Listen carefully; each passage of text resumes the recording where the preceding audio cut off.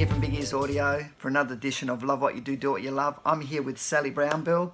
Sal, for people that don't know anything about you, can you just tell people about what you do? And because Sal, you're one of the very great people that love what they do, don't you? Love it, love it, love it, love it, love That's it. fantastic. And that's why you're here. So if Love it. people don't know what you do, what do you do? What do I do? If you don't love it, don't do it. That's what I say. Yeah. So what do? I trained as a commercial photographer, so my first passion has always been photography.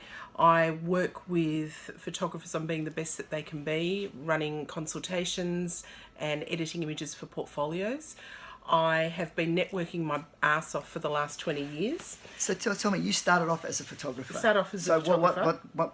What was your love? How did you get into photography? Was it a passion of yours that you I really hated high school, and there was a great art teacher. Yes, and I went to a very posh private girls' school, and there was a great art teacher at the new school I went to, and he saw something in me and said, you know, have you ever thought about photography as a career? And I went, no, really? Can you do photography as a career? Are you serious? Mm-hmm. And that was when I was about 16.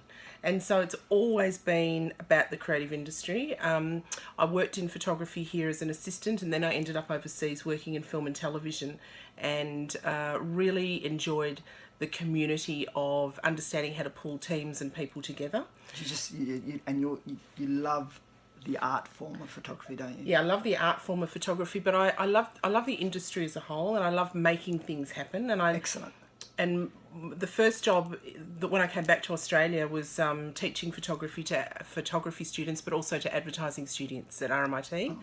And so that was 30 years ago now, 25 years ago. And so now all of those advertising students that I taught then are now leaders of our industry. Fantastic. You know, creative directors. Awesome. And so as the 25 years have gone on, I have worked in design, I've worked in advertising, I've done new business. I still build and design portfolios and consult with creatives. So this brings me now to the BrownBill Effect. Yeah. So for people that don't know about the BrownBill Effect, that's right. This is your whole journey has led you to this so 6 years ago, this whole journey of meeting and talking and finding out who works with photography and who works in design and advertising and sound and whatever, led me to sort of turning my network into a business. Fantastic. So I started the BrownBill Effect. I launched it. We built the site 6 years ago, and I launched it in the very beginning of 2013. And it is about having a group of hand-picked people. Currently, we've got 34 different occupations on there. Fantastic. And I don't want 50 of anything. I like to have 1 or 2, maybe 3 or 4 of a specific area. And we sort of started out predominantly in photography, but it's just moved into all other areas. So now we've got cinematographers, TV directors, writers, designers, big ears. Audio. Mm-hmm. We've got assistants now, so they're photography assistants and production assistants.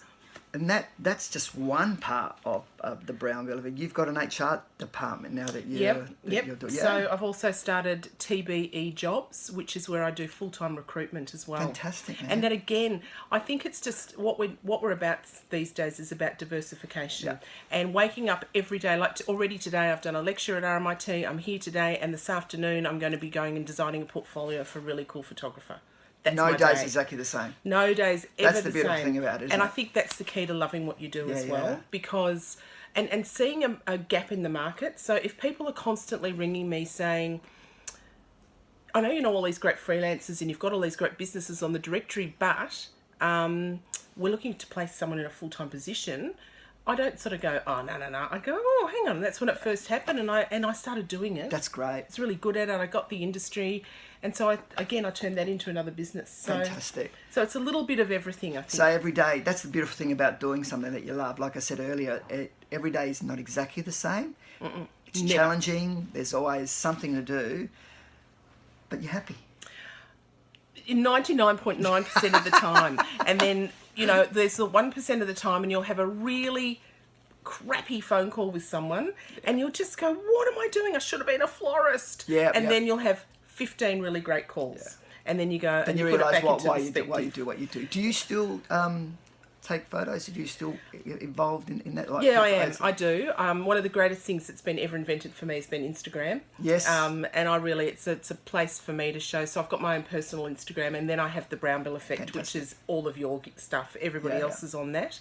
I do still love taking pictures, but part of loving what I do and being the best job in the world with, I've got the directory, I get to look at creative people and meet creative people every single day, look at their work, not just photography, but videographers, designers, even beautiful bookbinders, you know, and looking at gorgeous paper stocks and printers and listening to things that you've done. And It's amazing. There's so many talented people out there. Yeah. It's mind-blowing, isn't it? Yeah, and that's the point of difference with what I'm doing is I handpick everybody that's going That's to what I work was with about us. to say. You foster this sense of a community of like-minded people that, and within that, there's a sense of community, and everybody uses one another and so on, and that's the whole idea of the BrownBill Effect and Yeah. introducing people that wouldn't otherwise be introduced to them. And it's a free directory for people to tap into to find everybody. That's but the fantastic. people that are actually on the site, it is another platform for them to show their work. Fantastic. And so what we have to do, again, it gets back to diversification. It's never just about one thing. It's never just about